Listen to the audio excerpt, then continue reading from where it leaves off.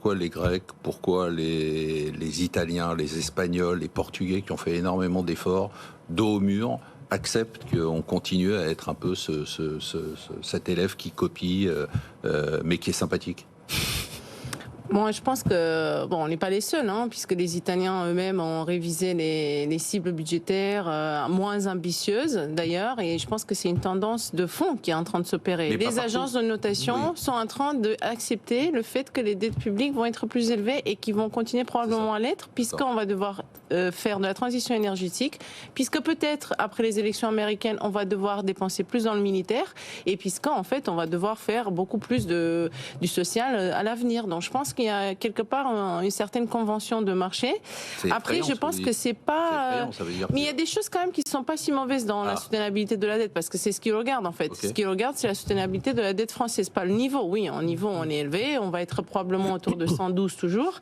Mais ce qu'il faut se dire, est-ce qu'en fait, on est dans un effet boule de neige? Est-ce qu'avec la dette qu'on a accumulée et les taux d'intérêt actuels, on est en train d'accumuler davantage? Non, parce qu'en fait, des taux sont inférieurs à la croissance. Donc on a toujours encore une croissance nominale qui est positive au taux. Le taux, il est à peu près à 2%. Cette année, la croissance nominale était au-dessus de 5.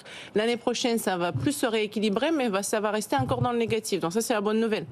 La mauvaise, c'est que par rapport à l'Italie, qui, elle est dans le cadre où elle arrive à dégager un surplus primaire, donc ça veut dire entre les sans prendre en compte de taux d'intérêt, la France, elle est en négatif, et dans un négatif assez élevé, puisqu'on est autour de moins 2,5, moins 3. Donc je pense que là, effectivement, il va falloir faire des réformes. Les réformes... Vous le dites sans rigoler, ça. Non, parce que dès que j'entends le mot réforme, je rigole. Parce qu'en fait, on en fait. Je pense que si les agences n'ont pas dégradé, c'est aussi parce qu'ils comprennent que la France en fait. Il y a eu les retraites.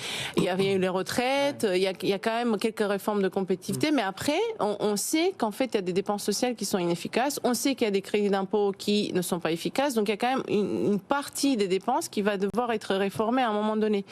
Après, je pense qu'effectivement, il faut aussi se dire où est-ce qu'on va pouvoir faire les réformes, puisque aujourd'hui, en fait, le gouvernement a et je pense que c'est le plus inquiétant, c'est qu'ils ont en fait un déficit public attendu l'année prochaine, on rappelle, à moins 4,4, basé sur une croissance qui est à 1,4. Le consensus, et nous-mêmes, on est à 0,7. Donc ça veut dire qu'on aura forcément une déviation par rapport à cette cible.